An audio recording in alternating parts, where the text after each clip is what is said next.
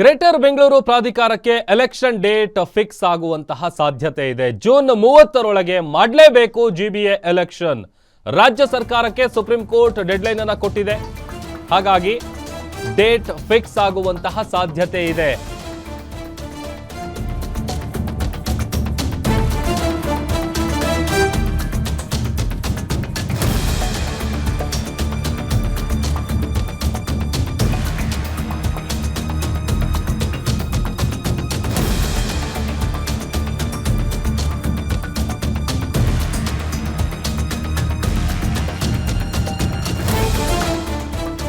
ಬಿಬಿಎಂಪಿಯಿಂದ GBA ಆಯಿತು. ಅದಾದ ಮೇಲೆ ಒಂದು ಪಾಲಿಕೆಯನ್ನು 5 ಪಾಲಿಕೆಯಾಗಿ ವಿಂಗಡಣೆ ಮಾಡಿದ್ದಾಯಿತು. ಬಟ್ ಎಲೆಕ್ಷನ್ ಯಾವಾಗ ಅನ್ನುವಂತಹ ಪ್ರಶ್ನೆ ಕಾಡ್ತಾ ಇತ್ತು. ಈಗ ಮೊನ್ನೆ ಎಲ್ಲ ಮೀಸಲಾತಿ ವಿಚಾರಕ್ಕೆ ಸಂಬಂಧಪಟ್ಟಂತ ಕರಡು ಪಟ್ಟಿಯನ್ನು ರಿಲೀಸ್ ಮಾಡಲಾಗಿತ್ತು. ಅದರಲ್ಲಿ ಫಾರ್ ದ ಫಸ್ಟ್ ಟೈಮ್ 50% ಮಹಿಳೆಯರಿಗೆ ಆದ್ಯತೆ ಕೊಡುವಂತ ಕೆಲಸವನ್ನು ಕೂಡ ಜಿಬಿಎ ಮಾಡ್ತಾ ಇದೆ. ಇದೆಲ್ಲದರ ನಡುವೆ ರಾಜ್ಯ ಸರ್ಕಾರಕ್ಕೆ ಸುಪ್ರೀಂ ಕೋರ್ಟ್ ಈಗ ಡೆಡ್ಲೈನ್ ಕೊಟ್ಟಿದೆ. ಅಂದ್ರೆ ಜೂನ್ 30ರ ಒಳಗೆ ಚುನಾವಣಾ ಪ್ರಕ್ರಿಯೆ ಮುಗಿಸೋದಕ್ಕೆ ಆದೇಶ ಕೊಡಲಾಗಿದೆ. ಫೆಬ್ರವರಿ 20ರೊಳಗೆ ಅಂತಿಮ ಮೀಸಲಾತಿ ಪಟ್ಟಿಯನ್ನ ಪ್ರಕಟಿಸಬೇಕು. ರಾಜ್ಯ ಸರ್ಕಾರಕ್ಕೆ ನಿರ್ದೇಶನ ಕೊಟ್ಟಿದೆ ಸುಪ್ರೀಂ ಕೋರ್ಟ್. ಸುಪ್ರೀಂ ಕೋರ್ಟ್ನ ಸಿಜೆಐ ಸೂರ್ಯಕಾಂತ್ ಪೀಠದಿಂದ ಬಂದಿರುವಂತಹ ಆದೇಶ ಇದು. ಈಗ ಮಾರ್ಚ್ 16 ಏನಿದೆ ಆ ಡೇಟ್ನ ಒಳಗೆ ಅಂತಿಮ ಮತದಾರರ ಪಟ್ಟಿಯನ್ನ ಪ್ರಕಟ ಮಾಡಬೇಕು. ಮತದಾರರ ಪಟ್ಟಿಯನ್ನ ಚುನಾವಣಾ ಆಯೋಗ ಪ್ರಕಟಣೆ ಮಾಡುತ್ತೆ.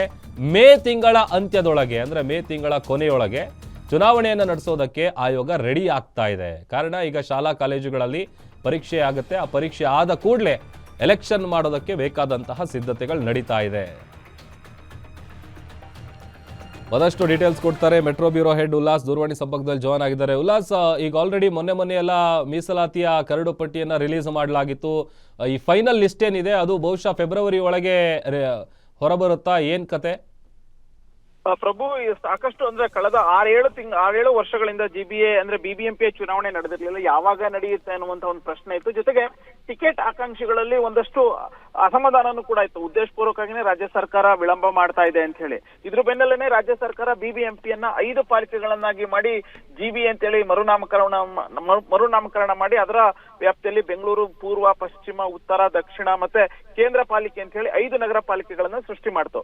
ಜೊತೆಗೆ ವಾರ್ಡ್ಗಳ ಮೀಸಲಾತಿ ಪಟ್ಟಿಯನ್ನು ಕೂಡ ವಾರ್ಡ್ ಗಡಿ ಅದನ್ನು ವಿಸ್ತರಣೆ ಮಾಡುವಂತ ಕೆಲಸ ಆಯ್ತು. ಜೊತೆಗೆ ಮೀಸಲಾತಿ ಪಟ್ಟಿಯ ಕರಡು ಪ್ರತಿಯನ್ನು ಕೂಡ ಬಿಡುಗಡೆ ಮಾಡಿತು. ಇದ್ರ ಬೆನ್ನಲ್ಲೇನೆ ಸುಪ್ರೀಂ ಕೋರ್ಟ್ ನಲ್ಲಿ ರಾಜ್ಯ ಹೈಕೋರ್ಟ್ 6 ವಾರಗಳ ಒಳಗಡೆ ನೀವು ಎಲೆಕ್ಷನ್ ನಡೆಸಬೇಕು ಅಂತ ಹೇಳಿ 2021ರಲ್ಲಿ ತೀರ್ಪು ಕೊಟ್ಟಿತ್ತು. ಅದನ್ನ ಪ್ರಶ್ನೆ ಮಾಡಿ ಒಂದಷ್ಟು ಮಾಜಿ ಕಾರ್ಪೊರೇಟರ್ಗಳು ಸುಪ್ರೀಂ ಕೋರ್ಟ್ ನ ಮೊರೆ ಹೋಗಿದ್ರು. ನಿರಂತರವಾಗಿ 2021ರಿಂದಲೂ ಕೂಡ ಡೈರೆಕ್ಷನ್ಸ್ ಅನ್ನ ರಾಜ್ಯ ಸರ್ಕಾರಕ್ಕೆ ಕೊಡ್ತಾ ಬರ್ತಾ ಇದ್ದಂತ ಸುಪ್ರೀಂ ಕೋರ್ಟ್ ಎಲೆಕ್ಷನ್ ವಿಚಾರದಲ್ಲಿ ಯಾವೆಲ್ಲ ಅಪ್ಡೇಟ್ ಗಳಾಗಿದೆ ಇದನ್ನ ದಾಖಲೆಗಳ ಸಮೇತ ಕೊಡಿ ಅನ್ನುವಂತ ಒಂದು ಸೂಚನೆಯನ್ನ ರಾಜ್ಯ ಸರ್ಕಾರಕ್ಕೆ ಮತ್ತೆ ಚುನಾವಣಾ ಆಯೋಗ ಕೂಡ ಕೊಟ್ಟಿತ್ತು. ಸೊ ಇವತ್ತು ಸುಪ್ರೀಂ ಕೋರ್ಟ್ ಸಿಜೆ ಅವರ ನೇತೃತ್ವದ ಪೀಠದಲ್ಲಿ ಬಿಬಿಎಂಪಿ ಅಂದ್ರೆ ಜಿಬಿ ಎಲೆಕ್ಷನ್ ವಿಚಾರಕ್ಕೆ ಸಂಬಂಧಪಟ್ಟಂತೆ ಒಂದು ಸುದೀರ್ಘವಾದಂತಹ ಒಂದು ಅರ್ಜಿ ವಿಚಾರಣೆ ನಡೀತು. ಇವತ್ತು ಅರ್ಜಿ ವಿಚಾರಣೆ ಸಂದರ್ಭದಲ್ಲಿ ರಾಜ್ಯ ಸರ್ಕಾರ ನಾವು ಈಗಾಗಲೇ 5 ನಗರ ಪಾಲಿಕೆಗಳ ವಾರ್ಡ್ ಮೀಸಲಾತಿ ಪಟ್ಟಿ ಆಗಿರ್ಬೋದು ಮತ್ತೆ ಮೀಸಲಾತಿ ಕರಡು ಪ್ರತಿಯನ್ನು ಈಗಾಗಲೇ ಬಿಡುಗಡೆ ಮಾಡಿದೀವಿ ಅನ್ನುವಂತಹ ಒಂದು ದಾಖಲೆಗಳನ್ನ ಕೊಡುವಂತ ಕೆಲಸ ರಾಜ್ಯ ಸರ್ಕಾರ ಮಾಡ್ತು. ಜೊತೆಗೆ ಫೆಬ್ರವರಿ 20ರ ಒಳಗಡೆ ನಾವು ಈಗಾಗಲೇ ಆಕ್ಷೇಪಣೆ ಸಲ್ಲಿಸಕ್ಕೆ ಅವಕಾಶವನ್ನು ಕೊಟ್ಟಿದ್ದೀವಿ.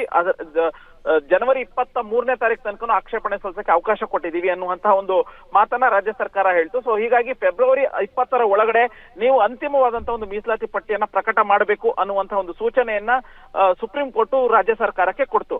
ಇದ್ರ ಮೇಲನೆ ಯಾವಾಗ ಅಂದ್ರೆ ವಾರ್ಡ್ ಮೀಸಲಾತಿ ಪಟ್ಟಿ ಆಗಿರ್ಬೋದು ಅಥವಾ ವಾರ್ಡ್ ವಿಂಗಡಣೆ ಎಲ್ಲವೂ ಮತ್ತೆ ಮತದಾರರ ಪಟ್ಟಿ ಅಂತಿಮ ಆದ ನಂತರ ಎಷ್ಟು ಕಾಲಾವಕಾಶ ಬೇಕಾಗುತ್ತೆ ನಿಮ್ಗೆ ಚುನಾವಣೆಯನ್ನ ನಡೆಸಲಿಕ್ಕೆ ಅಂತ ಹೇಳಿ ಅನ್ನುವಂತ ಒಂದು ಪ್ರಶ್ನೆಯನ್ನ ಚುನಾವಣಾ ಆಯೋಗಕ್ಕೂ ಕೂಡ ಕೇಳುವಂತ ಕೆಲಸವನ್ನ ಸುಪ್ರೀಂ ಕೋರ್ಟ್ ಪೀಠ ಮಾಡ್ತು. ಸೊ ಚುನಾವಣಾ ಆಯೋಗನು ಕೂಡ ಇಲ್ಲ, ನಮ್ಗೆ ಒಂದು ಪಟ್ಟಿ ಬಂದ ನಂತರ ನಮ್ಗೆ 1.5-2 ತಿಂಗಳು ಒಳಗಡೆ ನಾವು ಚುನಾವಣೆಯನ್ನ ನಡೆಸ್ತೀವಿ ಅನ್ನುವಂತಹ ಒಂದು ಲಿಖಿತವಾದಂತಹ ಒಂದು ಪತ್ರವನ್ನ ಸಲ್ಲಿಕೆ ಮಾಡುವಂತ ಕೆಲಸವನ್ನ ಚುನಾವಣಾ ಆಯೋಗ ಮಾಡ್ತು. ಅಂದ್ರೆ ಅಂತಿಮವಾದಂತಹ ಒಂದು ಮತದಾರರ ಪಟ್ಟಿಯನ್ನ ಮಾರ್ಚ್ 16ರ ಒಳಗಡೆ ನಾವು ಬಿಡುಗಡೆಯನ್ನ ಮಾಡ್ತೀವಿ ಅನ್ನುವಂತಹ ಒಂದು ಅಫಿಡವಿಟ್ ಅನ್ನು ಚುನಾವಣಾ ಆಯೋಗ ಸಲ್ಲಿಸುವಂತ ಕೆಲಸ ಮಾಡ್ತು. ಅಂದ್ರೆ ಮಾರ್ಚ್ 16ರ ಒಳಗಡೆ ನಾವು ಮತದಾರರ ಪಟ್ಟಿಯನ್ನ ಫೈನಲ್ ಮಾಡಿ ಪ್ರಕಟ ಮಾಡಿದ್ದೆ ಆದ್ರೆ ಮೇ ಅಂತ್ಯದ ಒಳಗಡೆ ನಾವು ಚುನಾವಣೆಯನ್ನ ನಡೆಸ್ತೀವಿ ಅನ್ನುವಂತಹ ಒಂದು ಭರವಸೆಯನ್ನ ಸುಪ್ರೀಂ ಕೋರ್ಟ್ಗೆ ಚುನಾವಣಾ ಆಯೋಗ ಕೊಡ್ತೀವಿ. ಯಾಕೆಂತಂದ್ರೆ ಮತದಾರರ ಪಟ್ಟಿಯನ್ನ ಪರಿಷ್ಕರಣೆ ಆದ ನಂತರ ಅಂತಿಮವಾಗಿ ಅದನ್ನ ಪ್ರಕಟಿಸಿದ ನಂತರ